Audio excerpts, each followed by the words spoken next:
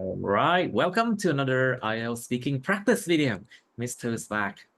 And this time, yes, let's do part 1 first.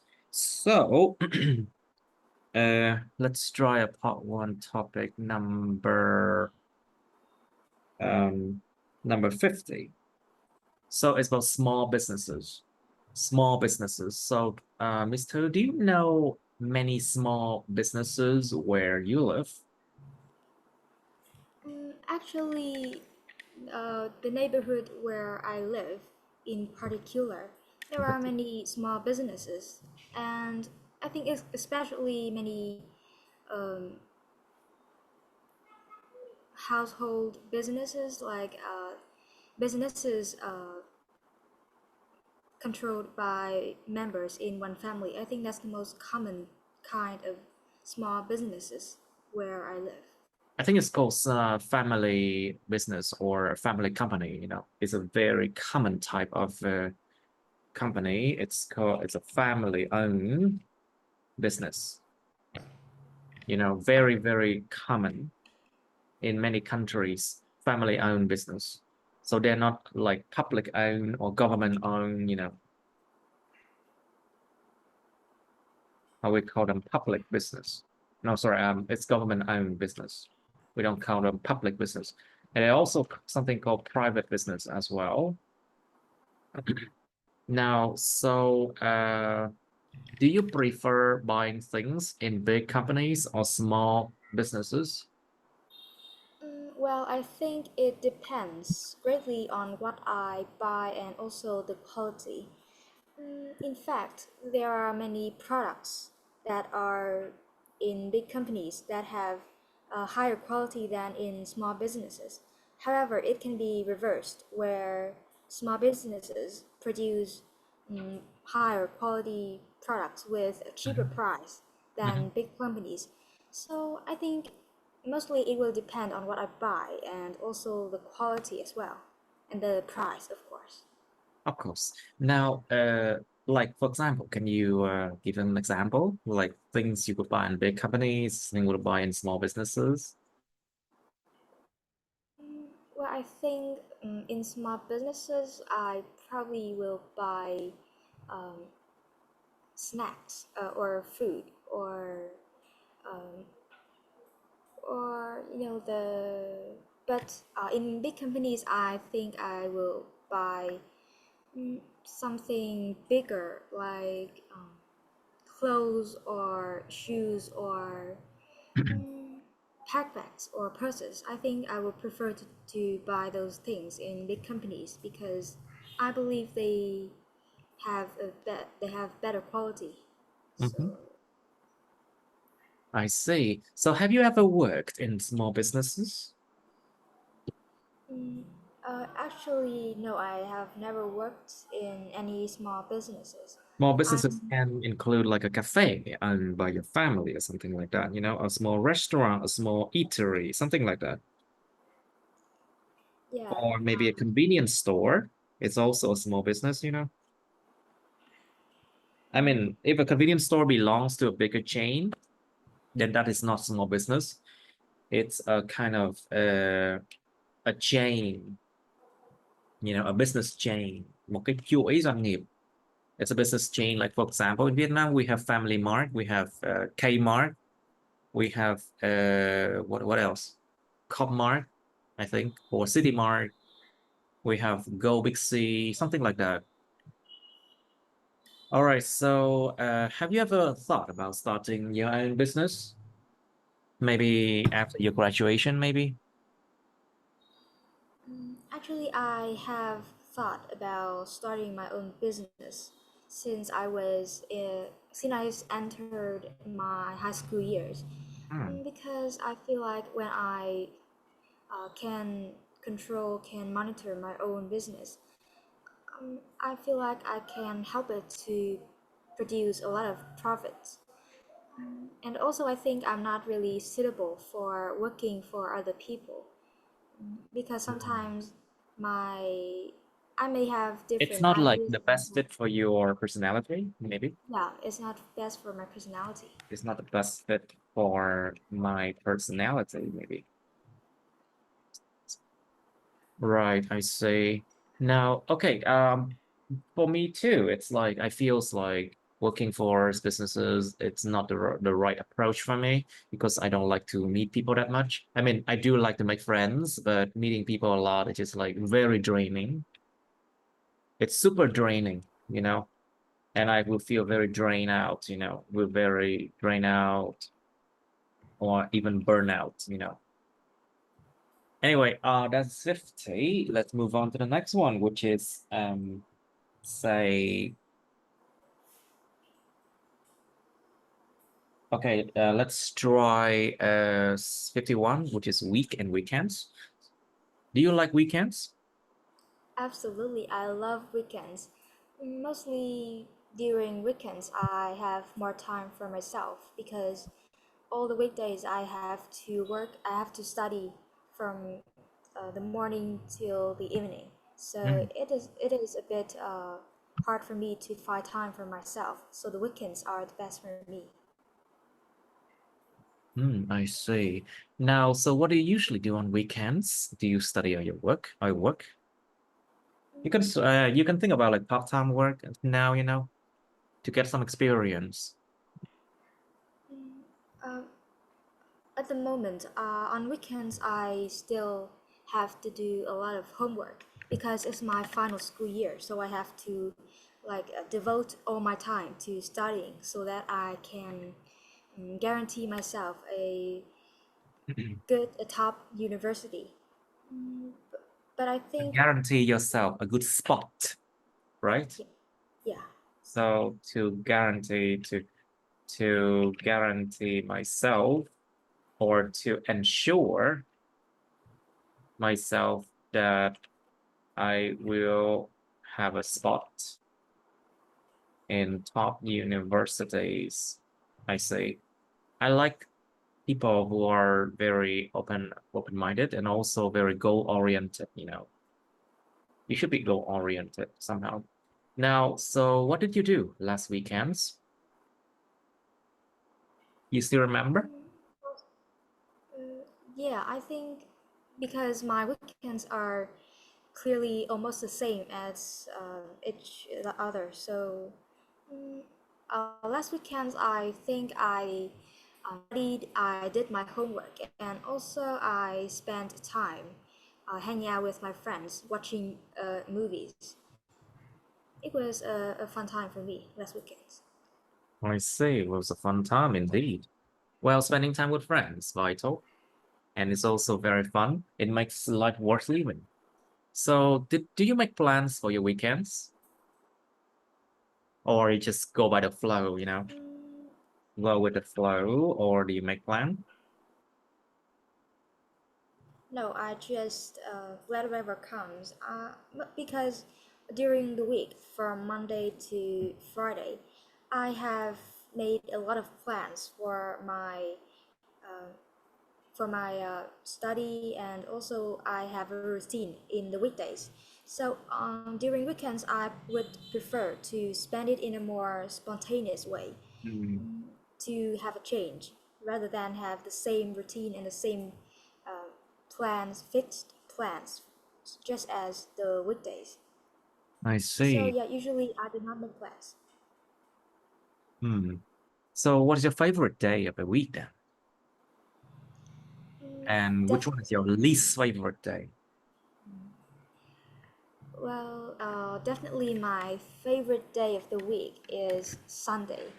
It's the only time, the only day in the week when I can spend time for myself, where I can just chill and just watch movies or just hang out with Please don't use friends. the word chill in IELTS, okay? Because chill is a slang, đừng dùng chữ chill trong IELTS nha. Nó là một cái từ lóng. So let's just say to unwind, okay? To unwind or to relax. Just don't use the word chill, okay? I do not think it's a suitable. It's not a suitable one, okay? All right. So let's try again. So what's your favorite day of the week, and what's your least favorite day then? Absolutely, my favorite day of the week is Sunday because it is the only time of the week when I can spend time for myself, to unwind, to hang out with my friends or my families. And my least favorite day is Monday because it's the start of the week, and I have to start studying hard again. So it's sometimes I feel Monday is a bit exhausting for me. So that's my least favorite day.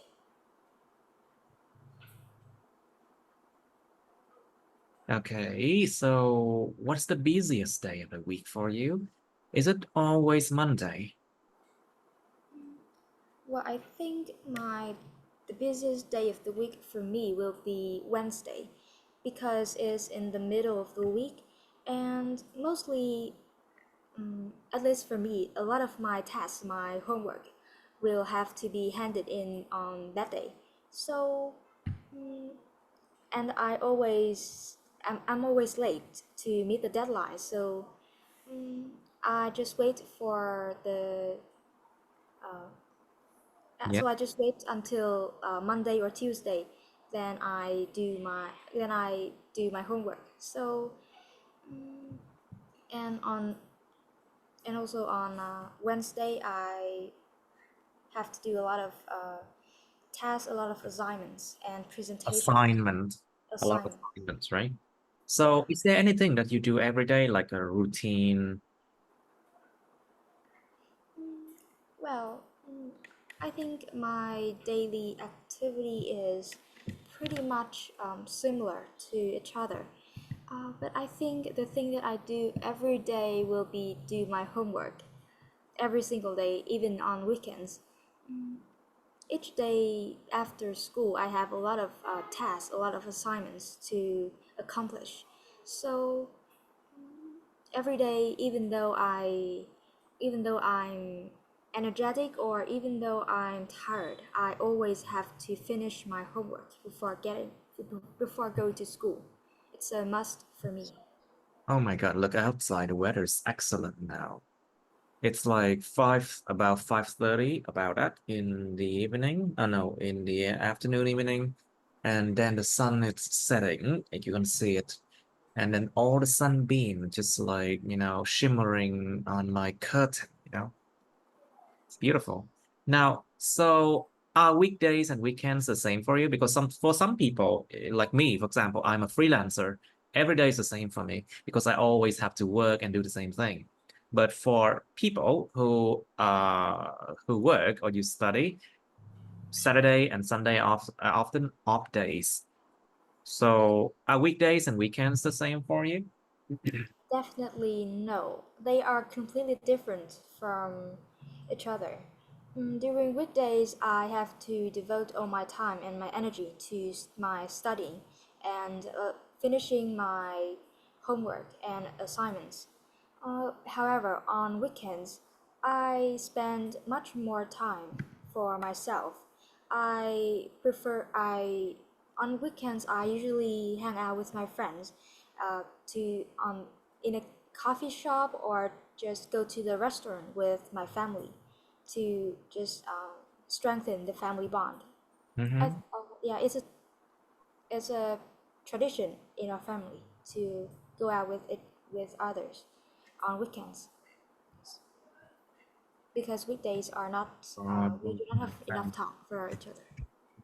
And remember, when you study in the university, you might not spend enough time with them if you go and study abroad. So probably it's a good idea to strengthen family bond by going out more with them, I think. All right, that is 51, and let's do 52 now, t-shirts. So do you like wearing t-shirts? I think I do like wearing t-shirts, especially I think I wear t-shirts almost all occasions I can, because I think they are very comfortable and they are not too tight or they're not too small, too big for me. So I think I feel really comfortable wearing those t-shirts, and I can just wear them with trousers or skirts or whatever I want. So yeah, they versatile as well. I see. So how often do you wear t-shirts then? I think I wear t-shirts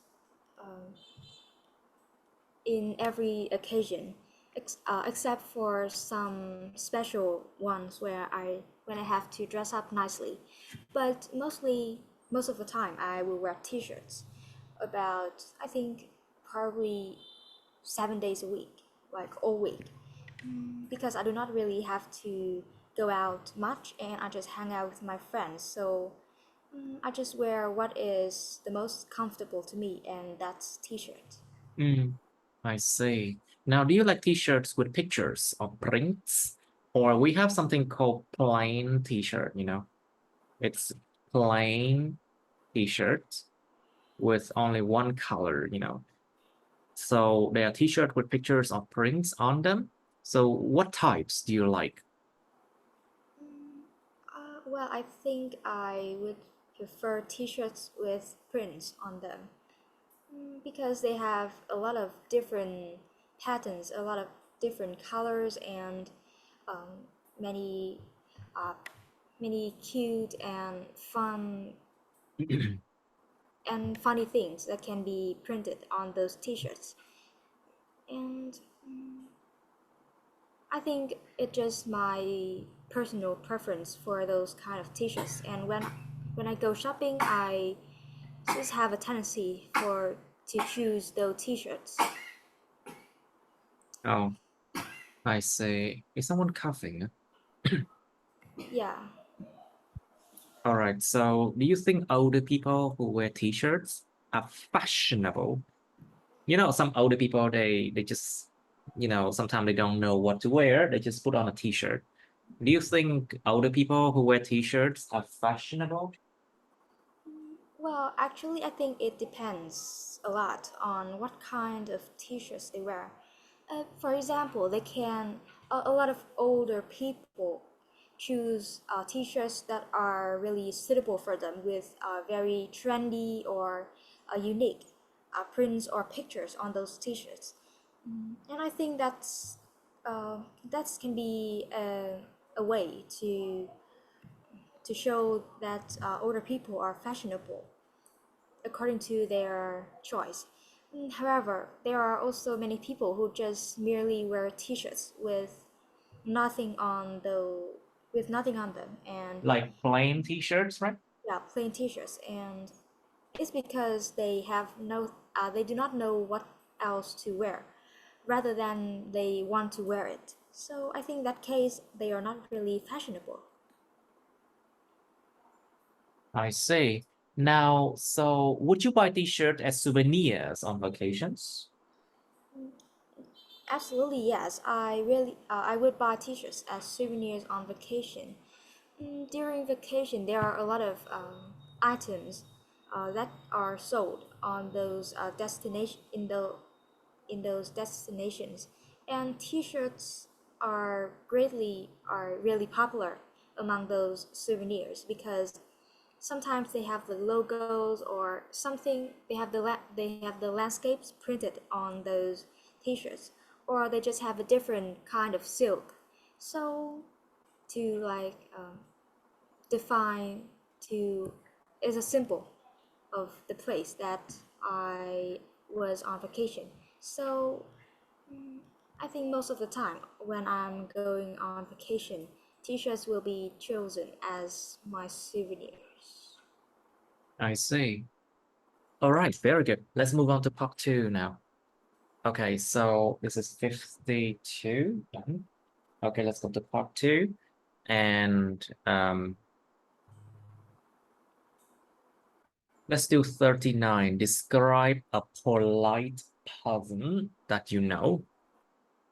And you should say who he or she is, how you knew him or her, what he or she is like, and explain why you think he or she is polite. Okay, and about 3 of politeness. So what's the standard of being polite? Like, cái chuẩn của chuyện lịch sự là gì? Like, what the standard of being polite? Like, for example, during dating, is it polite to let others wait for you?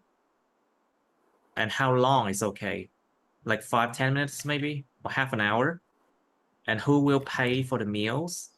Who, okay, what they should or should not talk about during dating? Think about eating out and being on time, and also being polite when you talk to people, especially like older ones or younger ones. Okay, and also think about what you wear is also some standard being polite too. You know? Or your language, the language you choose, think about that. Now, so what behavior will be regarded as impolite and why? So you can think about a lot of what I just said.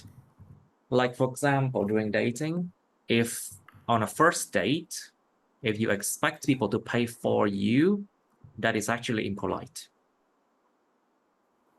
Or on a first date, if you are late, it's super impolite too. And it's also very impolite if you do not respect the younger or the older people, of course, with your language, of course. And well, being impolite can cost you a lot of opportunities to connect with people, honestly. So being impolite will cost you dearly. Nó sẽ làm cho mình bị tiêu tốn rất là kinh khủng luôn á. Being impolite will cost you dearly, especially when it comes to opportunities, you know, because if people think that you're impolite, you disrespect them, they will not give you the opportunity to grow or to expand or give you the job, something like that. And think about being impolite in, say, a meeting. Would you try to not let people speak? You know, if you're in a meeting and you not let people speak, you just keep on speaking, you just keep on talking, you know, that is impolite too. And think about other behavior as well. And you have to explain why, you know. So who are more polite, people from cities or those from the countryside, and why? So people from countryside, especially people from the countryside of Vietnam, I think, or Asian countries, they often ask about how much you earn per month, you know. What's your salary? How much you earn per month? Are you married? Do you have a boyfriend or girlfriend? Those kind of things, you know, because they don't exactly know what else to ask, you know. But unfortunately, those questions are very personal. These are very personal matters, about personal matters. But frankly speaking, people never ask about your feelings or what you intend to do, what your dreams are, you know. Người ta không bao giờ hỏi về cái cảm xúc của mình, hay là nói về giấc mơ của mình có cảm nghĩ gì, mình cảm thấy làm sao. Well, people never ask that, you know. But actually, I think people should do that. People from cities, they ask those kind of personal questions much less because they don't want to be impolite, you know. So, but the thing here is sometimes you still hear people asking that from cities, you know. I mean, not everyone is the same, but of course, but you have to be open-minded. Anyway, so what do you think make people polite? Like, is it because they want to gain something from you?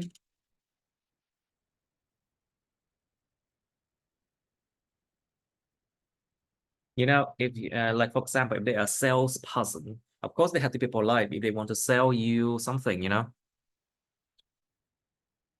Sometimes people fake being polite, you know. Sometimes people fake being polite. Một khi con người ta giả tạo, lịch sự giả tạo. Just because their job require them to do so, because it's a part of their job requirement, you know. They have to be super polite because that's part of their job requirement. And also think about if people are polite to you, sometimes it's because they don't want to be close to you. Sometimes I think that because they don't want to be close to you. Or maybe they want to respect you, want to show respect to you. You know, it's not just because they are a stranger, you know. So I still think that close friends need to show respect and be polite to each other, I think. But unfortunately, in a lot of places, a lot of people, they think that being polite means they are not close. And I think it's a very sad thing, you know. Sometimes I think what makes people polite, it's the education, you know. They have to be educated from the family to behave politely, you know. Like, for example, if a parent or two parents are not polite to begin with, their children don't expect them to be polite, I think. It's hard. It's very hard. Okay, so 39, describe a person you know who's polite. Well, this is gonna be your task. A polite person you know. Okay. My cat's being annoying. Okay, please do 39. Describe a polite person that you know. So I would like to talk about one of my classmates. I met him when we started our high school years in grade 10. And although he comes from a low income family from the countryside, and then he studies in the school in the city, he always shows politeness in every situation that he faces. And he is also a very humble person. He doesn't always blow his trumpet. If sometimes when he argues with other people, he doesn't make them feel that he is superior to them, and he explains why he is right or wrong a very in a very uh, polite manner, which always makes us feel so which always makes us admire him. and and the reason why I think he is polite is Yes. Hello? I think it just got cut off, I think. I think it's the internet. Yeah. Just a moment. Okay, let's just do it again then. Describe a person who is a polite person you know. Can you say that again? Can you try that again too? so I would like to can you hear me? Yeah, Hello. please. I can hear you well. Perfect. So I would like to talk about one of my classmates, and he is, I think, the most polite person that I have ever known. We met when we entered our high school years in grade 10, and although he comes from the countryside, from a low-income family, he always shows a certain politeness to everybody in our class. And he is very humble and polite, and very hardworking and very nice to everybody. And the reason why I think he is polite is because he always shows that he is modest.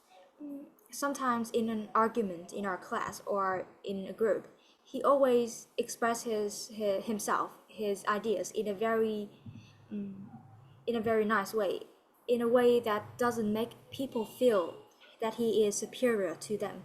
And even when he is right, and he doesn't make fun of the other people who argue his ideas, but he always cherishes them in a very own way, which we really admire that of him.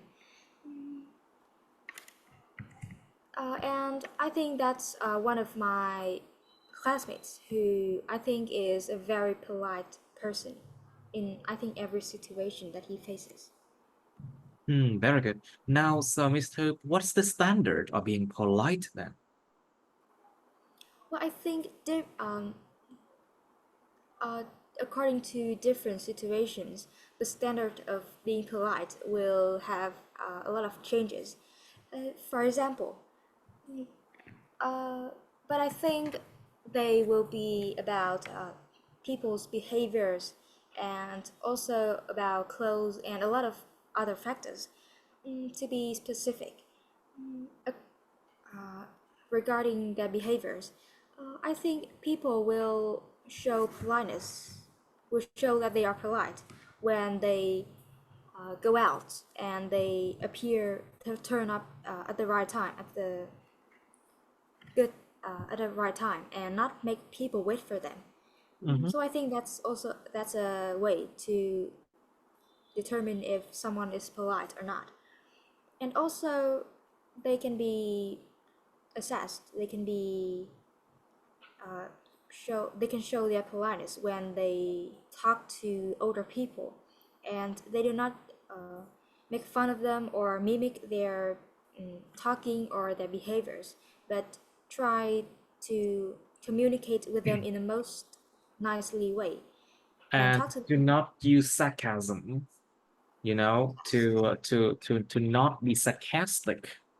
Không có mỉa mai châm biếm. Do not be sarcastic or mimic the behavior of people, Mimicking behaviors of people, I think is super impolite. It's really offensive, I think. Bắt chước cái hành vi người khác á, như chế giễu là một cái hành vi mà rất là xúc phạm luôn á. It's very offensive, I think. And so what behavior will be regarded as impolite? Why? Well, I think a lot of different behaviors will be considered impolite.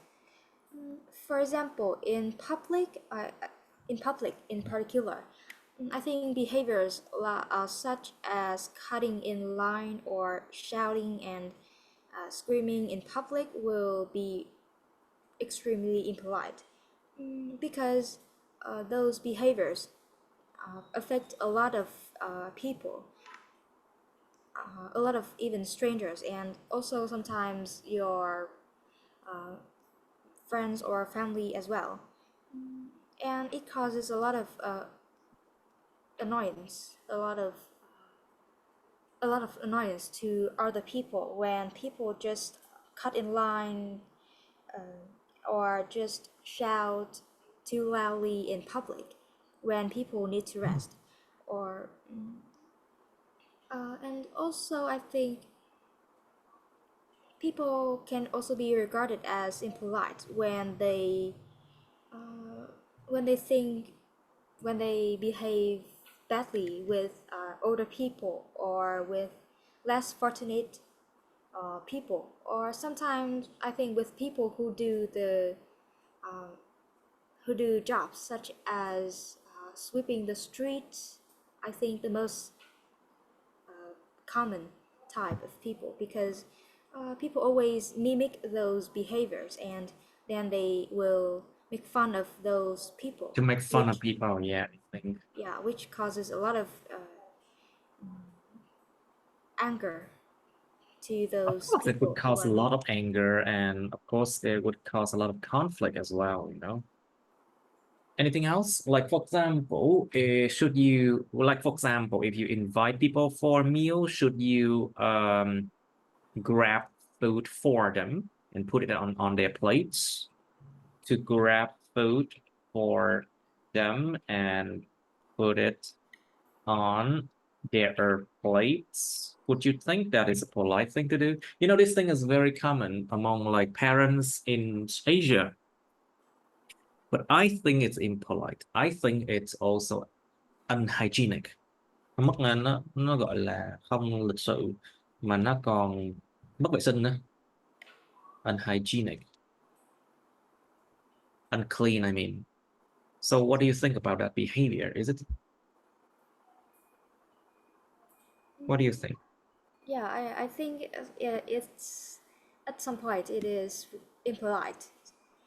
Because sometimes the food that is given to someone and they personally they do not really like that type of dish, so that's why they do not choose to eat them, but then other people try to make them eat those kind of food, and I think that person will be really upset, and sometimes the food will be wasted as well.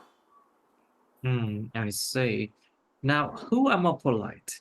People from cities or those from the countryside, and why? Well, I think it depends greatly on the each individual. But on the one hand, I think people from the countryside will sometimes show their impoliteness. For example, there are many people in the countryside of in Vietnam. They tend to ask questions, personal questions about jobs, about salaries, or about dating of their relatives, which is really which makes the which makes people feel uncomfortable and very upset about sharing those personal information to those people. But however, on the other hand, there are also people from cities who are not polite as well. As a matter of fact, I think from in cities, people are much more busier than those in the countryside. So sometimes in many public places, I have seen many people cut in line um, uh, or just argue or have conflicts with each other over trivial matters, because I think they have been really tired from their work and then they have to face something else. And I think that can easily get them feel really angry or just upset all day, and then they meet other people and makes them feel that sometimes make them behave in a very impolite way. But I think in general, I think it depends on the people, not the regions, I think. I see. It depends on how they were raised and what environment, I think. Because some people, if they are born and raised in the countryside, but they have lived in a city for a long time, then probably they would not ask the questions that are impolite, or their behaviors will be different. Like, for example, if you smoke inside of buildings or inside of vehicles, that is super impolite, and dangerous too. But some people from the countryside, they do that. Now, so what do you think make people polite? Well, I think what makes people polite is their behaviors, mostly. Hmm. Because, for example, public places, people often show politeness through their behaviors, such as they do not shout or scream in public to cause annoyance to other people, or they do not smoke in public transport or in public places such as hospitals or schools. And also they treat nicely to people who do jobs such as people sweeping the streets, or waiters in restaurants. And also I think it's about how people talk to other people, to younger, to their peers, and to older people. I still think that being polite actually means that people want to show respect to the others. So I think being polite actually equals to being respectful because, If you respect people, you would probably be polite to them, I think. Now, so what else can you mention about this question? Like, for example, think about what you said about salespeople or something like that, you know? Think about what I just said about sometimes people fake being polite, you know, because they want to gain something from you, you know? That thing is very common because humans are not born to be polite, you know? We have to be educated to be polite. So what do you think about that? Like a Yeah. baby or someone who is uneducated, they will probably be very rude or crude. You know, you want the word crude, right? Thô thiển will probably be very crude and or rude as well. But an educated person will probably show respect and be polite to others. So what do you think about that then? It's also about the level of education, the influence of a family, and I think also about the society around them. If they are in an environment where people are not impolite, then probably they would be impolite as well, you know? I think it's quite obvious. Now, so this is 39. Let's move on to the next one, which is 40. Can you describe a time when you felt very bored? You should say when it was, who you were with, what you were doing, and explain why you felt bored. And then part 3 of feeling bored. So when do people feel bored and why? So think about, I think most of the time, people feel bored when things are, when things are too predictable. Dễ đoán quá mà. When things are too predictable or monotonous, đơn điệu, or things are just repetitive, you know. That's when people feel bored. So based on that, you can think about different situations where things are just really boring, you know. Just think about that.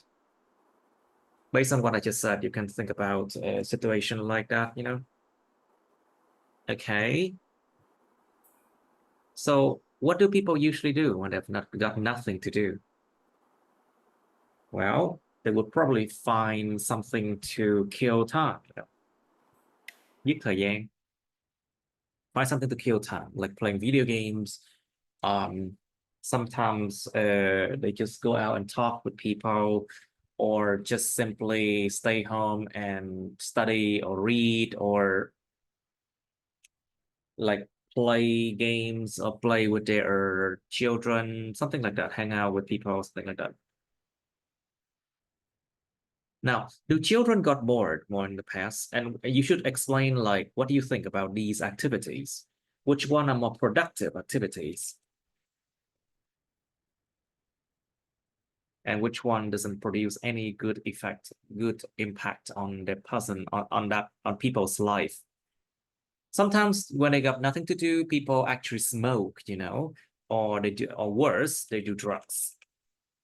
Chơi ma túy và hút thuốc. Well, sometimes people do that when they got nothing to do. I've heard a lot of people who do that, and then the police just caught them, you know. Just all right. Just really bad for their future. Now, do children get bored more in the past? Why not? More than in the past. So think about what happened in the past. Do they have a lot of forms of entertainment? Like, for example, and think about do they have a lot of friends to hang out with? How about a communication? You know, think about that. These days, children are raised differently compared to the past. So think about the fact that do their parents spend enough time with them? And do they spend enough time with their friends? Time spending with friends are very important, you know, for life, and also with their family too. Very important. So also think about the fact that children these days, they are born and bred in technology. được sinh ra và được nuôi nấng trong công nghệ luôn á. They are born and bred in technology. Everyone can use an iPad, a computer, or a smartphone. So of course, can they get bored? Can they possibly get bored? And do you think boredom can bring some benefits? Sự nhàm chán có đem được những lợi ích nào không? So think about the fact that when you are bored, you will try to kill time, right? You will try to be creative. Like, for example, think about what happened in classes. When the lesson is too boring, you can see a lot of boys and girls, they try to draw like, they draw sketches or doodle in class, you know, when the lessons are just too boring or repetitive, they do that as a way to deal with boredom. But sometimes these sketches or doodle produce good result. It helps them become like better artists or be more creative, I think. And also think about the fact that when people are bored, they will find ways to make their life more interesting. Like, think about that. What ways? Would they try to hang out more with their friends, invite their friends over, play cards, something like that? And it might actually be great to improve social connections, you know, just because of boredom. Boredom doesn't mean that they don't have anything to do, okay? Nó nhàm chán không có nghĩa là không có gì làm nha. It could be because you are running deadlines and you feel very bored with your job, you know. You might think about how to improve that situation. So think about what you said.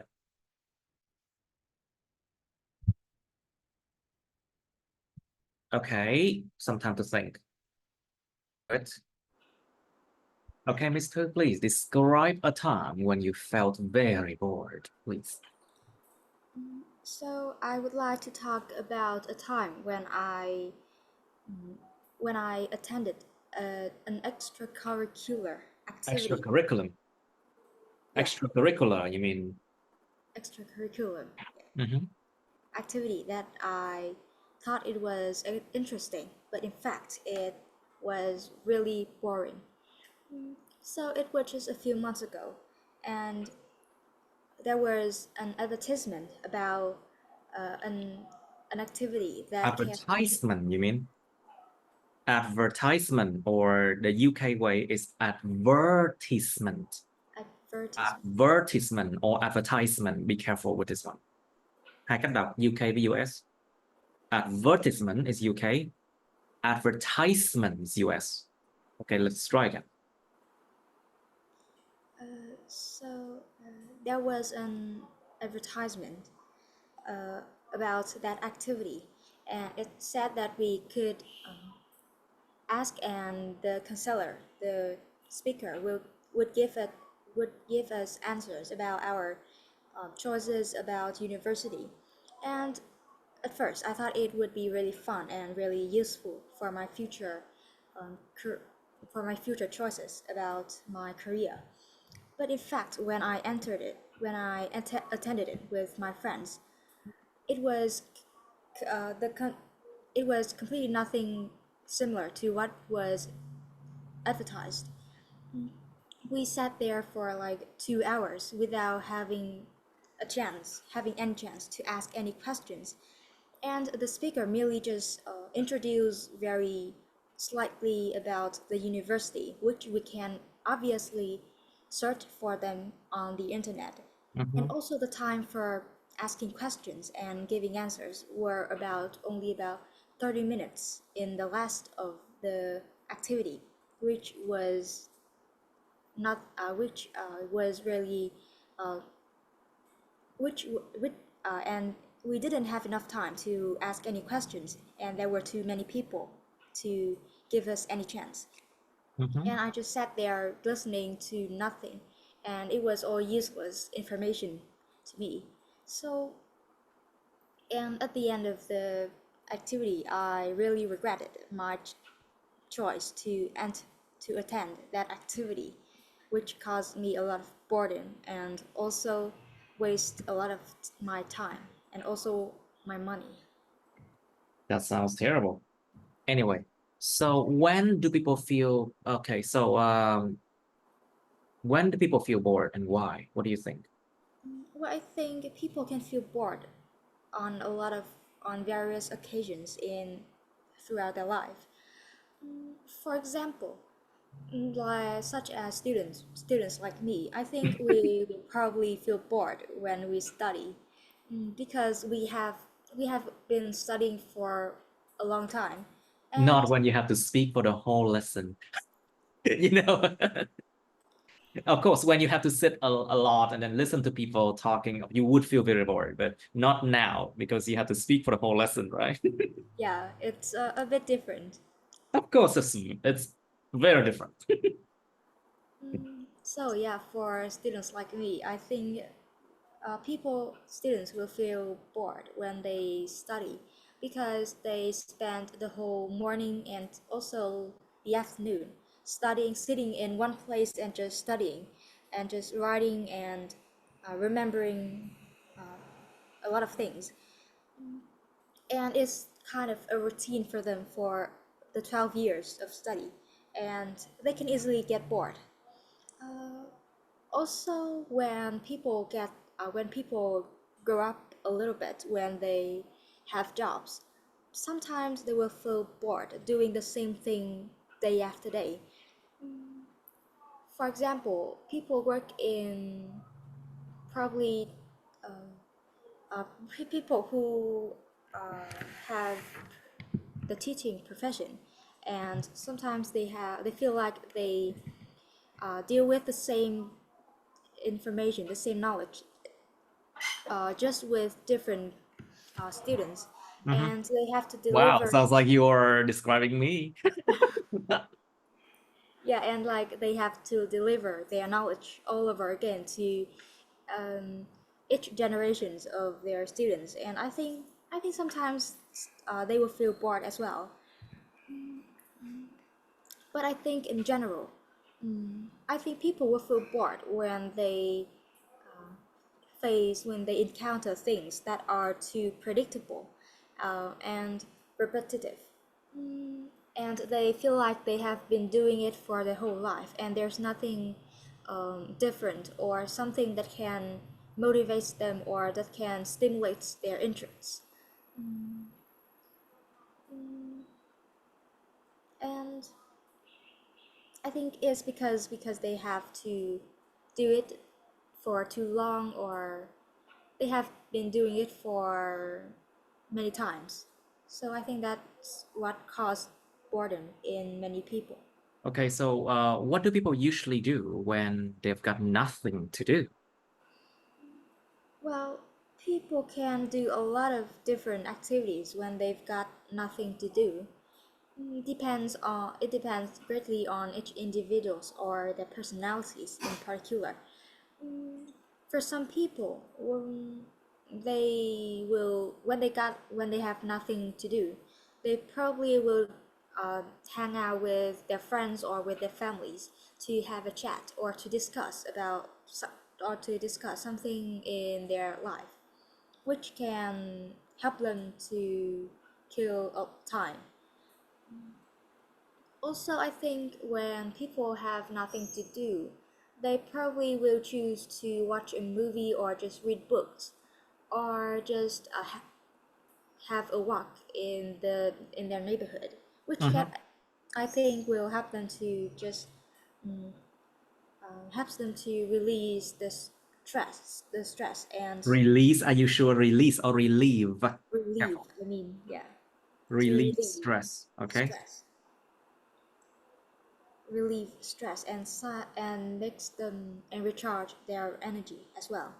Mm-hmm. I How see. about yeah? Anything else? No, I think that's it. All right. So do children get bored more than in the past? Why not? Mm, to be honest, I think children nowadays mm, do not get bored more than in the past. Mm, in the past, I think children have much fewer form of entertainment. They didn't have many recreational activities, recreational sites.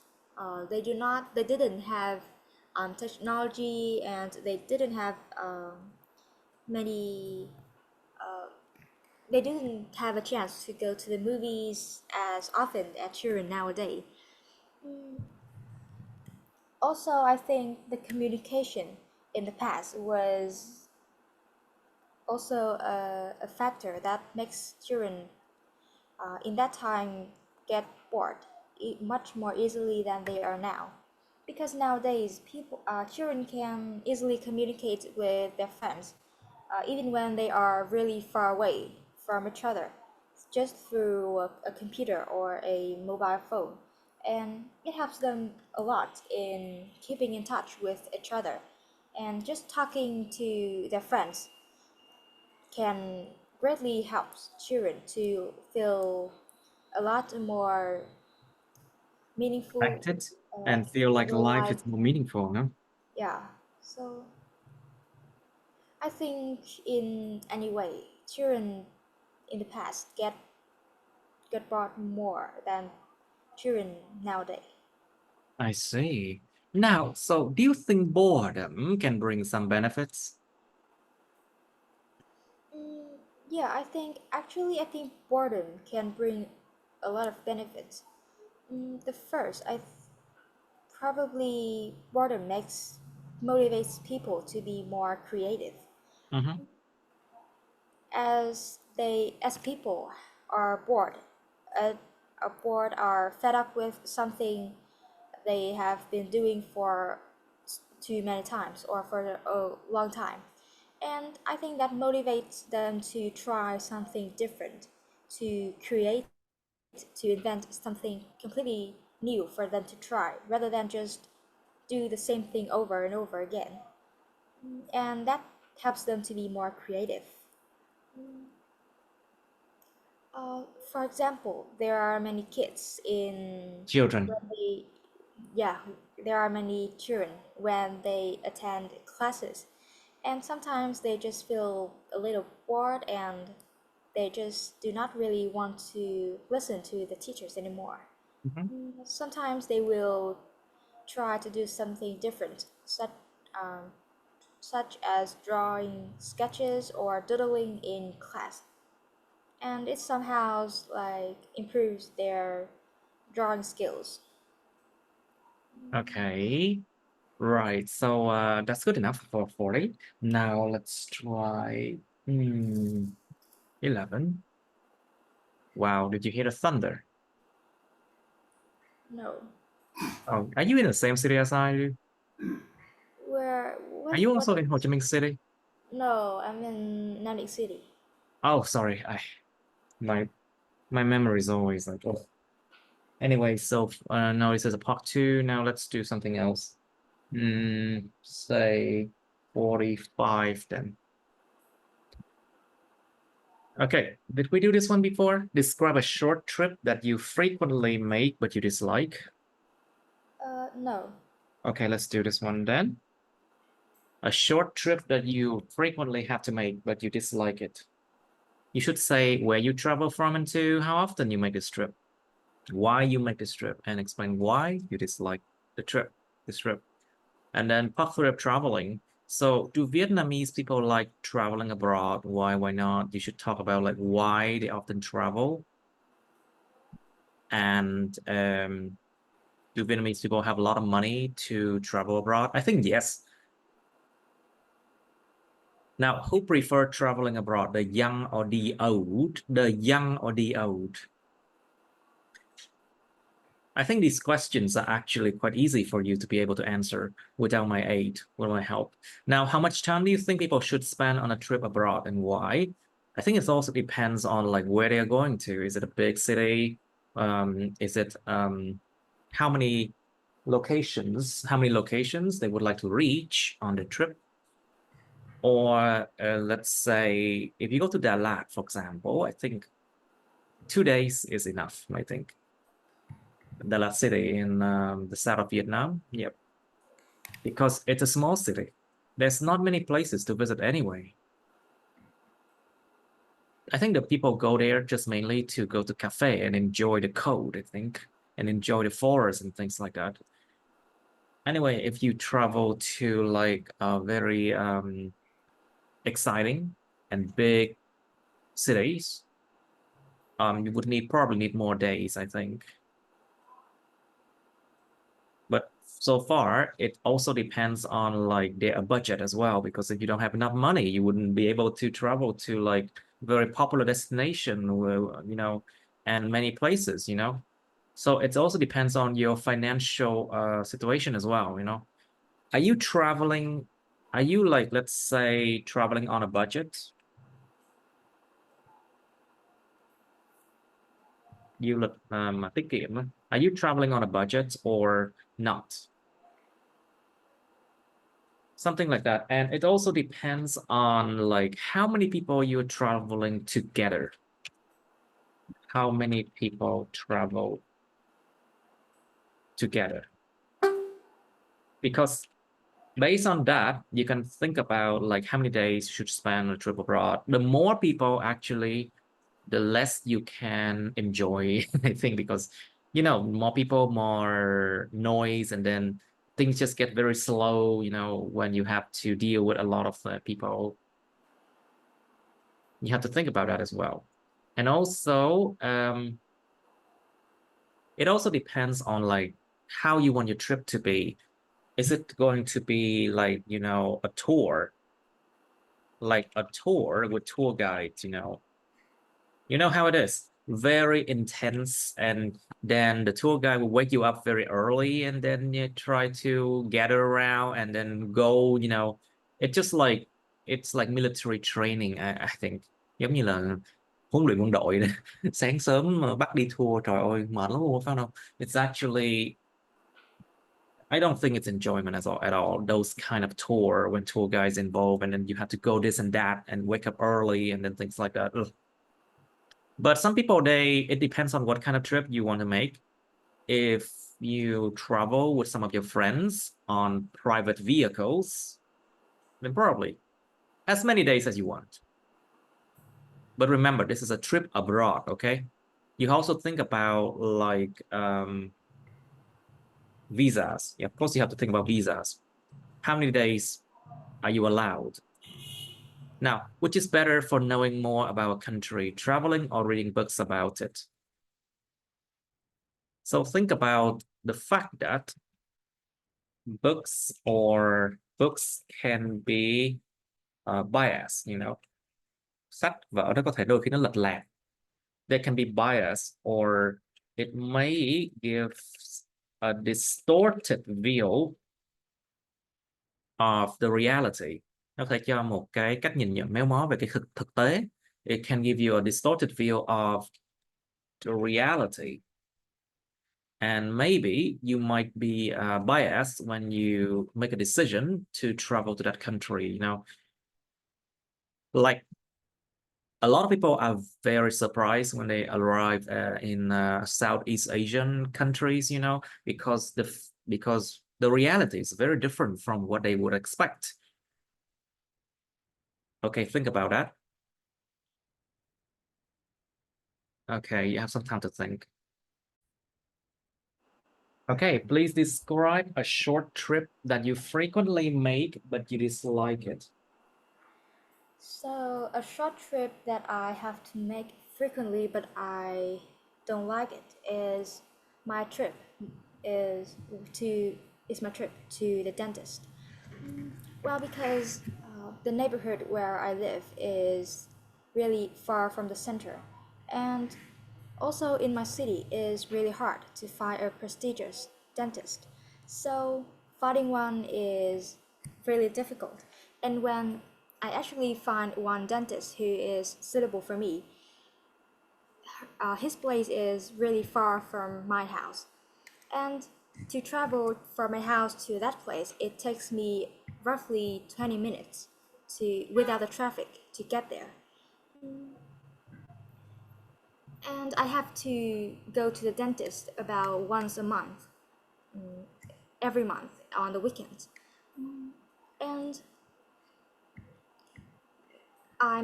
I frequently go to the dentist, especially now, at the time being, for the time being, is because I have a tooth decay, so I have Oh, to you have a tooth really, decay? yeah, so I have to like clearly check if it is okay or not. And for about, I have been to the dentist like this for about 3 months.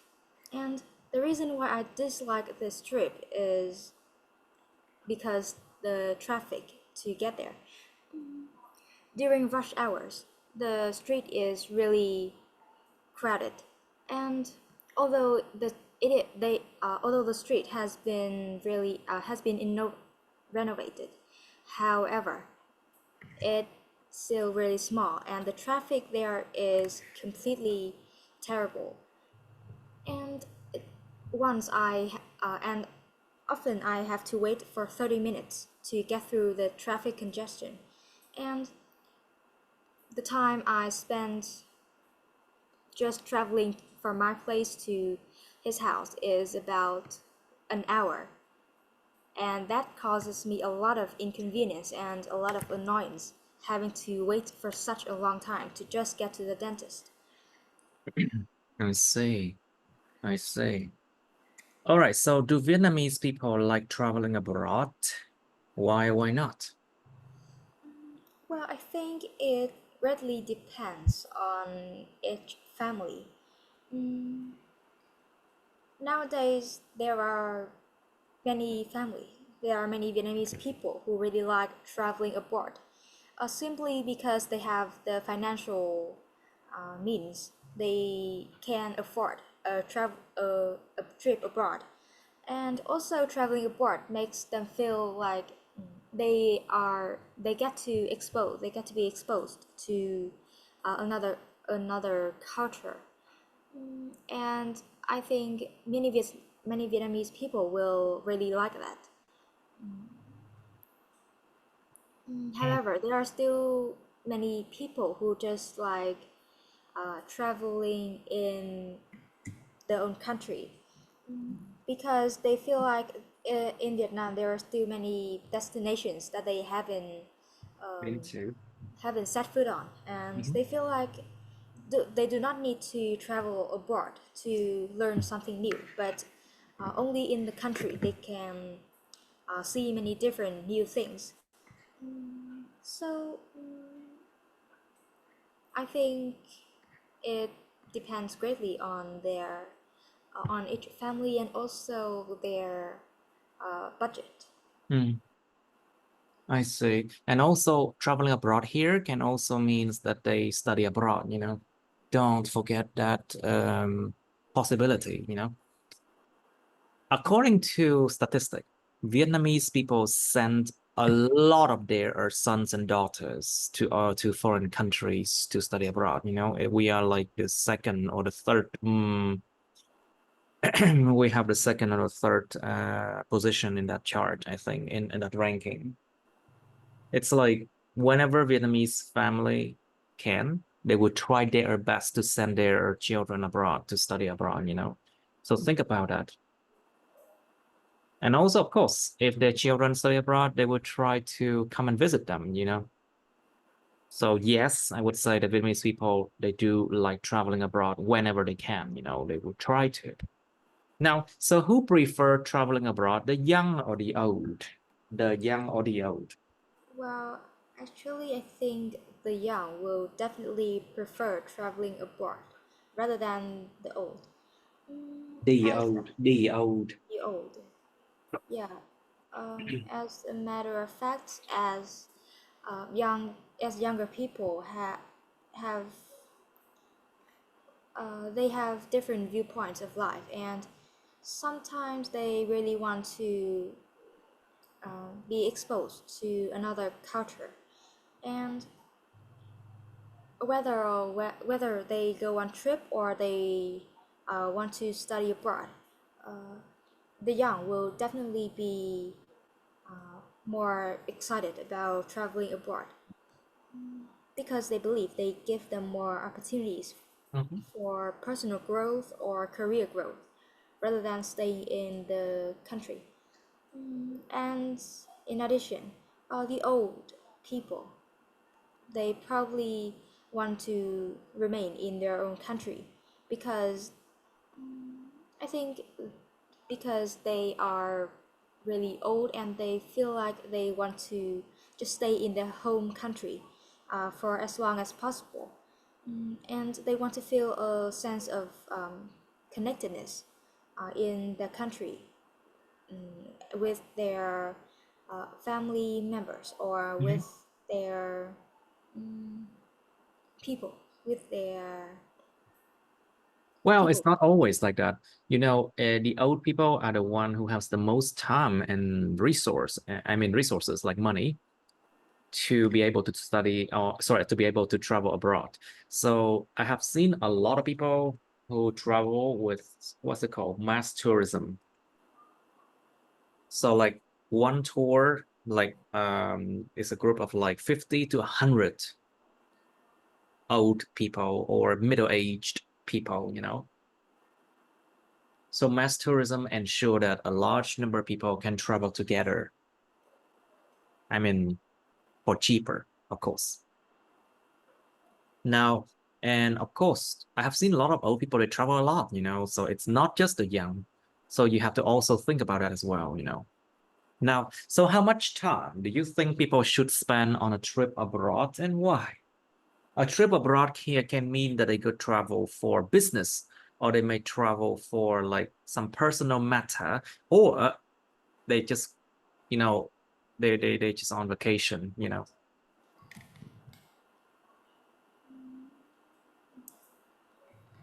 Well, so I think how much time people should spend on a trip abroad depends greatly on the purpose of the trip or and also their financial capabilities. First, I think many people, if people are go if people go on a trip abroad where they go for business or they went to study abroad, I think they will take a lot. They will take a lot more time than people who just spend on merely a vacation because they have to work and study in that country, and sometimes it takes a lot of time to discussing or to study something new before returning to their home country. So I think that would take for about months or even years. Also, however, there are people who just go on a trip abroad, like a vacation or holiday. They will spend much less time than the people that I mentioned before, because they just go on a trip and they do not have any important purposes to remain in those countries for a long time. So I think they will take about just a few days or just a few weeks. Also, it depends on their financial situations. Some people who can only afford a trip abroad for about 2 or 3 days, and that means they also have they and sometimes to afford those trips they have to make a loan, and those kind of people will spend less time on a trip abroad. Mm. And uh, the wealthier people, of course, they will spend more time on those trips because they have the means, they have enough money to afford the extravagance of Extravagant, right? Like extravagant things. yeah. Extravagant things. I see. So it also depends on what they want to do, like on their trip. Now, so which is better for knowing more about a country, traveling or reading books about it? Well, I think It's not, none of them will be better, but I think it should be a mixture of them. It should be balanced between traveling and also read books about it. Sometimes, because first, I think sometimes books about a country can be biased. Sometimes they contain facts or they contain many information that are not true and sometimes mislead people into Misleading? You mean misleading? yeah, they contain misleading information and make people believe in something that may not be true. And however, reading books also give them a general information about the country that they want to find out, and and uh, even and sometimes they can find out a lot of new things through just reading books about those countries as well. And meanwhile, traveling gives people a much more direct way to Mhm. know about a country, because when they are actually exposed to the culture or the people of that country, people will have their own way to assess, to know, to learn about the cultures or the people in those countries. Give them a much more like subjective um, viewpoints about that life, about that country, and also combining their experiences with the information that they read in books will give them, I think that will give them the best experiences. That will give them the best information about a country. Mhm. So I think, yeah, it should be both. Right, Is very good, very good. Now let's try 46. Describe a computer game or phone game that you enjoy playing since your childhood. Remember, it has to be something that you enjoy since your childhood, okay? If you don't know, just make up a story. Remember, IELTS doesn't test your knowledge. Just make up a story that makes sense. Cứ tạo ra đoạn câu chuyện nó make sense thôi. Không sao đâu. Tại vì IELTS nó chỉ kiểm tra cái kỹ năng Anh ngữ của anh đó, của em thôi. All right, if you don't play games, you can just make up a story. Now, what you should say is what it is, what it's like, how you play it, and why you enjoy playing it. And then you have part 3 of playing games. So why do more and more young people like playing electronic games? Okay, think about the fact that what they can learn from it. Why electronic games are just too attractive to them. They can feel the sense of achievement when winning a game, for example. Does it provide them with knowledge?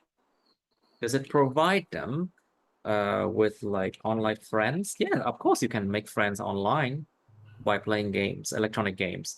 And does it provide them with opportunity as well? Or different viewpoints? Think about that. Because actually through gaming, you can learn a lot of how the world operates, you know? And also think about the fact that electronic games provide a virtual world, a virtual world where people can escape from reality, you know? Because sometimes life is just boring or painful, or life can be very monotonous, boring, and then you just don't want to relive in it sometimes. So people escape from it, you know? Think about those. Okay. And so what will happen if teenagers spend too much time playing computer games? You know the answer for this. Okay, so should parents and teachers prevent children from playing games? And what are the benefits of playing electronic games? Remember that If there's no benefits, then electronic games would be banned a long time ago, you know. There are benefits. Basically, it helps people learn a language, you know. Like, for example, I personally know a lot of people who learn English through gaming, and I'm one of them. So it helps people to learn a language and culture as well. Learn a language and culture. And also think about the fact that people who play electronic games, they think better they think more logically, you know, because it actually helps with logical thinking. So they think more logical. They think more logically. And also there's been a research that say that gaming actually helps people with their math score, you know, điểm toán tốt hơn nhờ game. Yeah, actually it's real. I've heard stories like that before, and it's not fake story, I believe.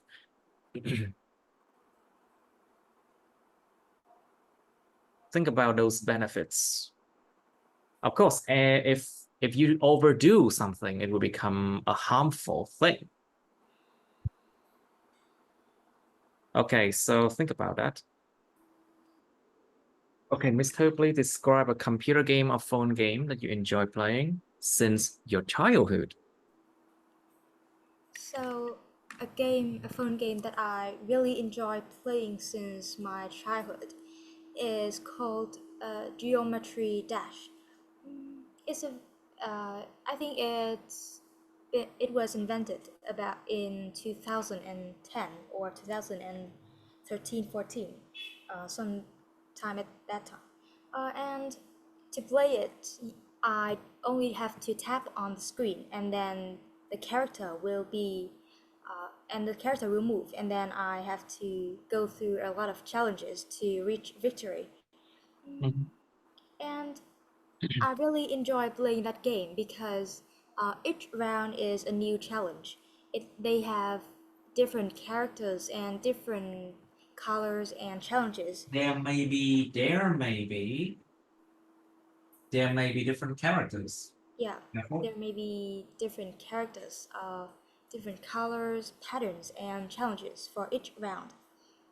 And when I finish one round, it gives me a great sense of achievement. And also, that phone game that I play, helps me to like test my reflexes, because I have to be really careful and watchful over with the challenges that the character is going to uh, overcome.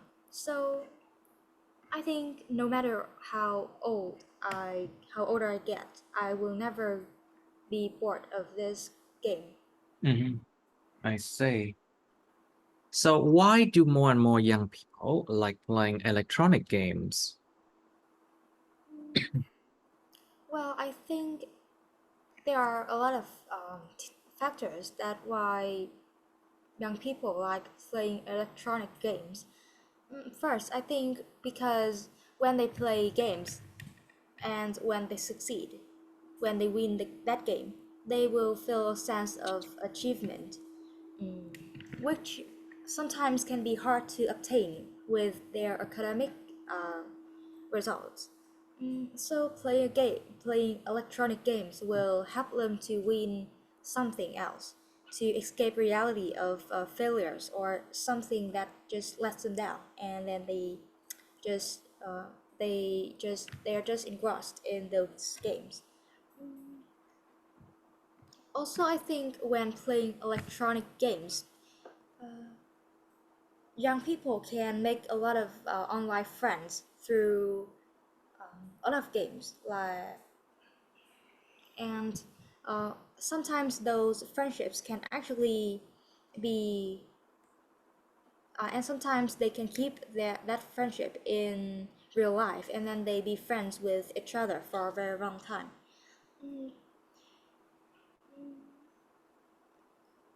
And also, I think electronic games serve as a virtual world to help young people to escape from reality. where they always have to face peer pressure or sometimes face with a lot of problems growing up. So I think I think those are the main reasons why more and more young people like playing electronic games. I see. Now, what would happen if teenagers spend too much time playing computer games? Well, if teenagers spend too much time playing computer games, a lot of drawbacks, a lot of things will, terrible things will happen. First, Mm. it will severely harm their health, both physical and mental health. As a matter of fact, when teenagers spend too much time playing computer games, it means they have to sit in one place for a long time and just stare at the screen for about many hours in a day, which can definitely has a bad influence uh, on their eyesight or it can make them be a bit or many health problems such as obesity or poor eyesight, and sometimes headaches can also happen when they spend too much time on the screen. Mhm. Also, their academic results will be um, affected as well because they are too absorbed in those games and they will have much less time for their study. And as a result, their academic results will not be really satisfactory. And I sometimes they agree. can be lower than when they do not spend too much time playing those games. And moreover, I think the last effect that playing too much computer games can have on teenagers is that it just distances teenagers from their real life relationships uh, because because they only spend their free time playing computer games. That means that uh, they will not have enough time to meet up with their friends or their family members as well. And gradually, when they do not make time, Gradually. gradually, when teenagers will do not make time for those relationships, uh, It they would can die out. be, Yeah. yeah. It would just die out. Now, so the next question for you is, what are the benefits of playing electronic games? Let's do that before the third question. Okay. So I think playing electronic games can also can bring about a lot of benefits.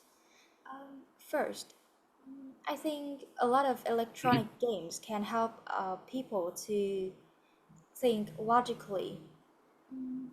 Many games such as um, Sudoku or many like shooting games, I think, or strategic games can help, Strategic games. yeah, Strategic. like help them to uh, invent, to make up a new plan or just to uh, rack their brains to in order to succeed in those kind of games. And when they play those games in in an adequate way, to not too much, but enough, I think they can definitely improve their logical thinking somehow. And also, playing electronic games can help people to make friends online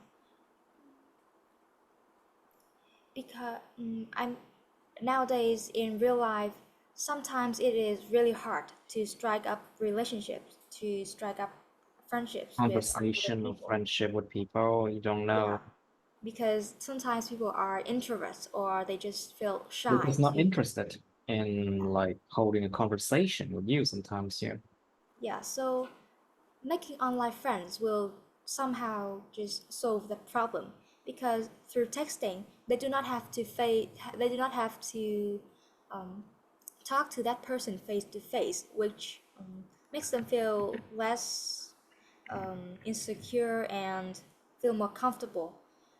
And sometimes texting text can help people to have more time to think what they are going to say than in real life, where they have to like immediately respond to an answer to that person.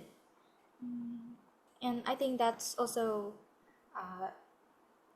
a benefit of people playing electronic games. But should parents and teachers prevent children from playing games then? Um, in my opinion, I think it is not necessary that parents and teachers prevent children from playing games, but try to control it, try to monitor their children playing in a good way. The reason is that sometimes playing games do help children, do benefit children, as from many games such as many fashion games, or sometimes the dressing up games or cooking games. It can help children to like improve some skills that can be useful in their real life. And through playing games they have like the basic, the bare minimum of that's the bare minimum skill of those that they need in real life. So I think that is why parents and teachers shouldn't prevent for children from playing games. And also, however, I think they should children should be monitored. Should be like Monitored? You controlled. mean control? Strictly Yeah, control? You mean supervise or something? yeah, supervised. Yeah, children should be supervised. Because sometimes if parents and teachers just allow them to play computer games at any time they want, or how many hours a day, I think it can make them be addicted to playing those games, and that can clearly harm their physical and mental health. And also their academic performance, you know. Of So course, I think they should like uh, allow them to play in an like like, for example, limit yeah, the hours they can spend playing games, I think. yeah, You have brothers, right? Do you have yeah. brother or sisters? I have a brother. I see. Does he also play games too? A lot. He like plays from the morning till the evening. Oh my God. That should be control, you know, definitely, especially during summer months, you know. Yeah. Don't make it a habit. It's just really bad if you allow them to play like that. Anyway, um, let's do one more. That is 11. Let's try 11. Okay, describe a movie that you like. Seems easy, isn't it? You should say when you watched it, where you watched it, what it was about, and explain why you like it. Okay, some time to think. Okay, please describe a movie that you like. So I would like to talk about a movie that I really like. It's called The Stranger Things. Well, this movie actually a few years ago at its first season I didn't really enjoy it, but then I watched it on TikTok, a review on TikTok, and then I just got interested in it again, and then I decided to rewatch it, and definitely it lived up to my expectation. The movie was about a girl who has superpowers, Hmm? with where and she can control everything with just her mind. And the reason why I really like it is because the plot twist is really unpredictable, and all the things that I thought that could be true, it turned out to be completely different. And the characters were also very suitable for the role they were playing, and each person was really excellent at the role that they were playing. And in the movie, there was also a mixture of music. It was a musical film somehow. A music So thing, yeah. yeah, and it just gives me a very like it's very thrilling, but sometimes also romantic and really unpredictable about the plot twist, which of course make me interested the most. So that's the Stranger Things, the movie that I really like. Mm-hmm. I see. Okay, we can end it here.